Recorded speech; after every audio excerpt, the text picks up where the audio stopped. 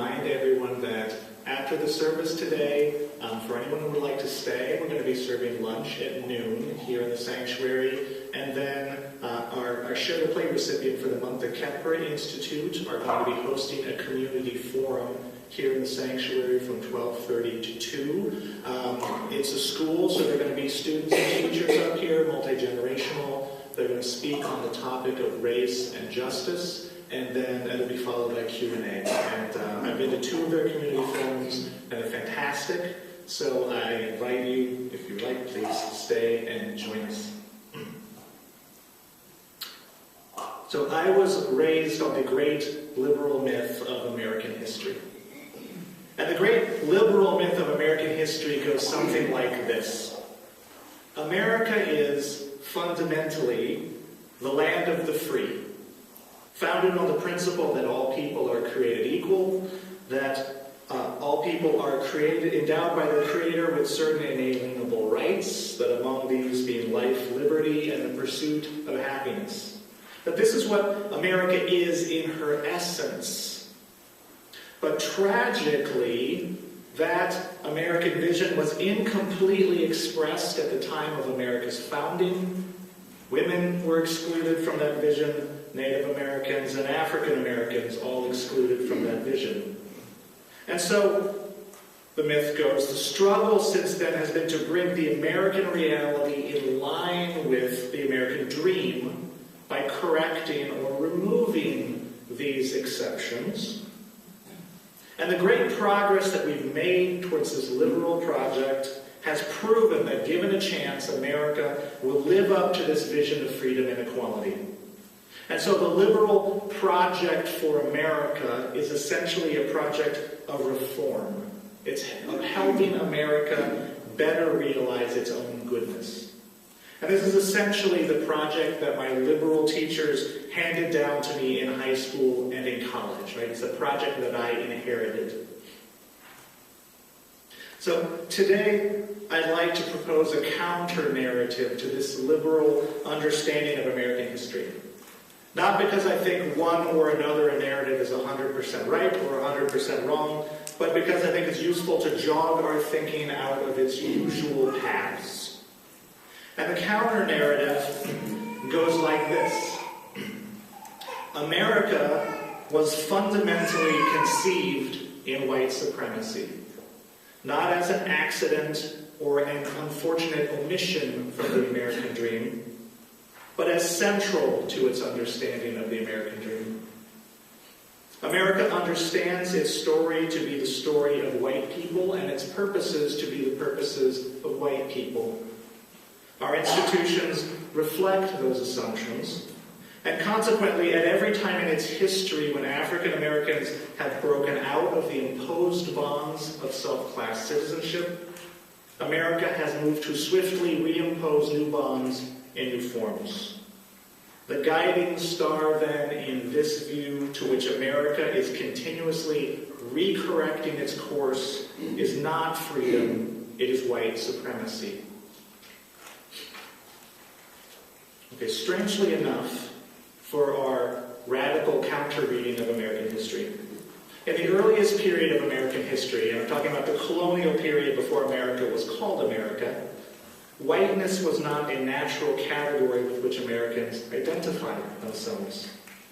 According to the book, The Invention of the White Race by Theodore Allen, whiteness was a concept that was essentially invented by rich colonial rulers to deal with a particular social problem they had, namely that poor white people and poor black people were singularly united in their hatred of those rich colonial rulers. That was a problem for them. So America in its infancy faced a particular economic problem. It had this vast continent of resources and land, but it had a great scarcity of labor. There was no one to utilize those resources. And it solved that problem by bringing poor people over from England as indentured servants, who generally served in a state of semi-bondage, not that much different than slavery, for 7 years. And conveniently enough, they also generally died before that 7 years was up, America being what it was in those times. And in the first 70 years of American history, Allen tells us, black people came to the Virginia colony not primarily as slaves, but also as bonded servants. And blackness and whiteness was not something that divided people. Black and white servants socialized together. They married each other. They ran away together. And most importantly, they rebelled together, taking up arms against their masters no less than 10 times in a period of 20 years. Now, as immigrants began living longer and living out that 7-year contract, colonial rulers began to favor the importation of slaves over bonded servants because slaves would live out, couldn't live out the contract and escape from the bonds of servitude. And what you ended up with was a tiny population of rich white people trying to control a much larger population of bonded and enslaved people, all of whom were on the whole treated very badly, and they knew it, and they had common cause with one another. And the greatest fear of people in power at that time was that poor whites and black slaves would make common cause and rise up in insurrection. That was their nightmare scenario. And the solution was to create a divide and conquer strategy by making blackness the fixed mark of who could and could not be enslaved for life. The Virginia colonists then began passing a series of laws, one after the other, granting all kinds of favors and privileges to white-skinned people and all kinds of disadvantages to black-skinned people. They created, therefore, the legal categories of white and black, where the social categories were not really operative, and they artificially elevated one group and they artificially lowered the other group. And this led poor white people to develop an aspirational identity of not being black. They may have been poor, they may have been maltreated, they may have been largely unfree, but they had been granted the newfound dignity of being white. This prevented the two groups, poor white servants and poor black slaves, from finding common cause. In fact, it enlisted poor white people in a program of social control, because now they identified with the white power structure. And they would do things like turn in runaway slaves, whereas before they might have run away with them. A similar tactic was used by European colonial powers in the 19th century. This is something that we see in history. It was used in Africa, for example, to pit tribes against one another, right? You arbitrarily select one group, you make it the favorite, you lower the other, and then the tribes come into conflict. And we saw that, for example, in the pitting of the Tutsis and the Hutus against one another in Rwanda, which had such tragic consequences decades later. So I want to note that while slavery involved a massive appropriation of wealth from black people in the form of unpaid labor, the first appropriation was an appropriation of dignity.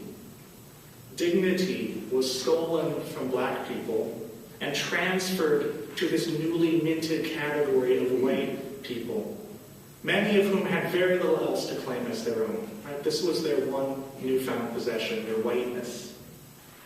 And by making whiteness a guarantor of dignity, it created incentive for white people to protect their whiteness above and against blackness. And whiteness became elevated to the extent that blackness was lowered.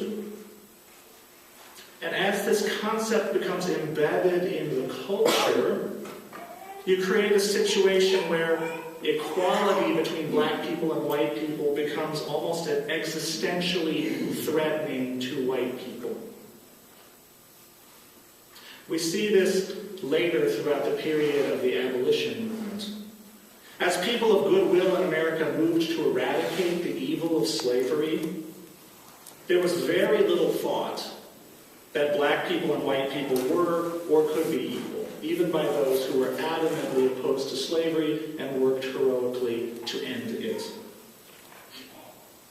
In the South, after slavery was ended, we know that whites used oppressive laws coupled with a domestic terror campaign to swiftly reassert economic and social dominance. And that became the Jim Crow system.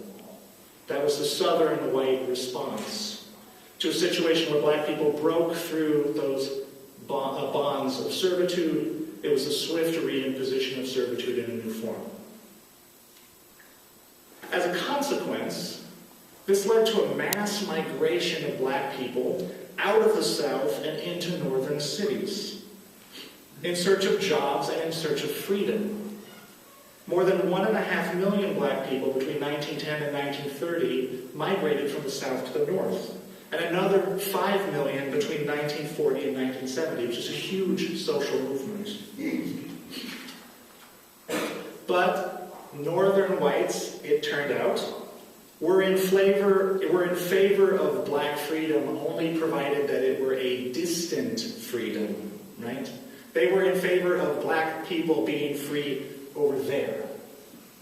But once black people threatened to become their actual neighbors, they responded with systematic discrimination of their own, to crowd black people into ghettos and to exclude them from all but the lowest paying occupations.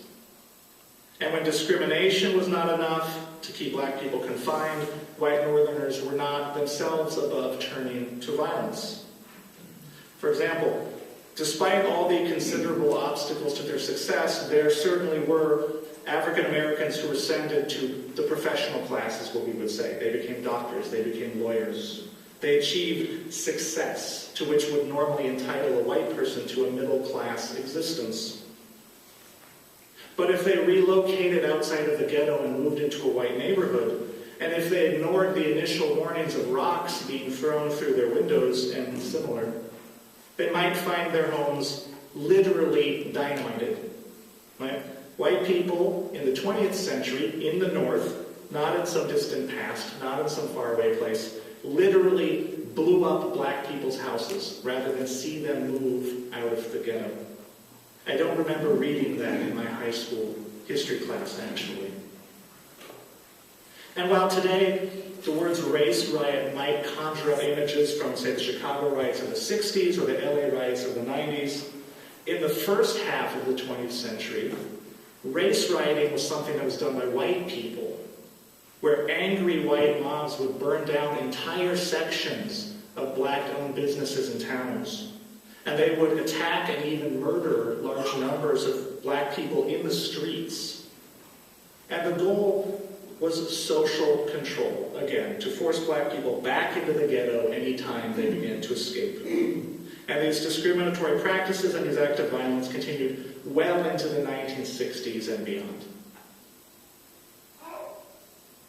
So, last week in the sermon we talked about housing discrimination and segregation, and we talked a little bit about how that operates today. But I want to talk a little bit about its effect as well. I want to talk about the long-term consequences of housing discrimination, because it's been so severe and so devastating for the black community. Starting in the 30s, the U.S. government promoted home ownership by creating and guaranteeing the fixed-rate 30-year mortgage. I work in banking, so I can tell you that a 30-year fixed-rate mortgage is a very difficult thing for a bank to give out. It's kind of a crazy kind of loan to make. And they make them because there's a lot of support for those kinds of loans, right? The government actively promotes that product. Think George Bailey, and that was the American dream. So as a result, home ownership rates for white people more than doubled in the 20th century. And that became the chief means by which lower middle class to middle class people could accumulate wealth and pass it on to the next generation. Right? The home is the biggest asset that most people acquire in their lives, and it's a store of wealth. So these government programs promoting mortgages and home ownership were like a big government handout to white people. Black people, however, were not granted access to mortgages through most of the 20th century because those government agencies would not guarantee loans to black people, so banks could not make them or would not make them. So when all of those black people moved to northern cities through that great migration that we talked about, and when they went to find housing, they were roped into this predatory practice called contract leasing. Now, the way contract leasing works is, that's where you enter into a lease on a home and you make monthly payments, just like a mortgage, but you have no equity. You don't own the home until you've made the very last payment. And if you miss a single payment over the course of that however many years, you forfeit the house. So of course, the leasing agents had the greatest incentive to make sure that that happened, right? And they had a variety of tricks that they could pull, surprise inspections or raising rates or whatever. But it was their goal for the person to make a bunch of payments and then miss a payment so they could take the house and give it to someone else. And they would turn houses over 2, 3, 4 times that way, and the black family would be left with nothing. So, while white people in the 20th century were accumulating intergenerational wealth through home ownership, wealth they could pass on to their children, black people were having their wealth systematically drained away from their communities and into the pockets of white communities. So that's the lasting effect of that discrimination. And the discriminatory hiring practices that we talked about also had this multi-generational reach. In the book The Long Shadow, which is a socioeconomic study of neighborhoods in Baltimore, researchers were studying white and black kids who only had high school educations, and they found that the white youth generally did much better economically than the black youth. And the reason was because the white kids inherited blue-collar job networks from their parents. Right? How do you get a job? Someone knows someone who knows someone who gives you that job. And they were part of that network.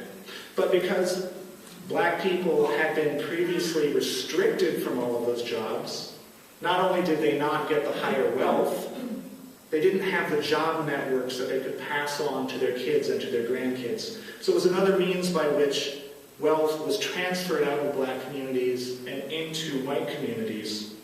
And we see again the far-reaching impact of past racism into the present generation. Today, black people in the North remain enormously segregated compared to any other community in America. And the wealth gap between white and black households has never been larger. Never been larger. If you want to talk about whether things are getting better or worse, the wealth gap between black households and white households has never been larger, and it's getting worse. And I mention this, I'm belaboring this because a lot of times you will hear sort of slavery ended so long ago, it was all such a long time ago, with almost a sense of, gosh, you know, that was 150, 200, 300, people don't really always have a good sense of how long ago, right? 500 years ago slavery ended. Why haven't black people caught up? And the reality is that the lasting impact of racism extends right to today. It's nothing that you can say, oh, it was such a long time ago. And now we've come to Act 3 of the American experiment in controlling black people. Right? First we had slavery, and then we had Jim Crow, and now we have mass incarceration, what author Michelle Alexander calls the new Jim Crow. And this is the simply staggering, unprecedented imprisonment of black men starting in the 1970s and continuing to the present. Economically and psychologically devastating to individuals and communities. And it also serves to strip those men of their civil rights and their legal protections. And I've talked about this before in other sermons, so we're not going to go into it in detail now, other than to say that there was nothing inevitable about our nation's decision to respond to drug addiction and poverty by filling our prisons to overflowing, by declaring war on those communities instead of reaching out to them in love and compassion. And it's not an accident that black communities were the overwhelming target. Alexander documents persuasively how get tough on crime messages and get tough on drugs messages were political campaigns designed to appeal to certain racist constituencies and to play on the fears of white people. And so it's not an accident that the war on drugs looks the way that it looks. So, what about our two narratives about America? The liberal reforming narrative says, look, first we ended slavery, and then we ended Jim Crow, and then we ended job and housing discrimination, Fair Housing Act and all of that, and now we have a black president, and you know what, we're even starting to look at all those drug sentencing laws, and we're going to get rid of those too. So the story of America is the story of expanding freedom, because freedom is what America is all about. There's nothing fundamentally wrong with America. We just have to help America live into her best self. That's the liberal, reforming narrative. And the radical counter-narrative says that regardless of the outward legal status of black people, there has never been a time in American history when white people, north or south, did not use a variety of legal, social, and cultural practices, including terrorism and violence when necessary, to isolate and control black people, and also to take their wealth. This story says that the story of America is the story of white supremacy, and when the current experiment in mass incarceration is finally over, America will find a new way to enforce that supremacy. It'll look different, but it'll be the same story. So in this radical counter-narrative, what America needs is not a program of reform. America needs to be reimagined. It needs a program of revolution.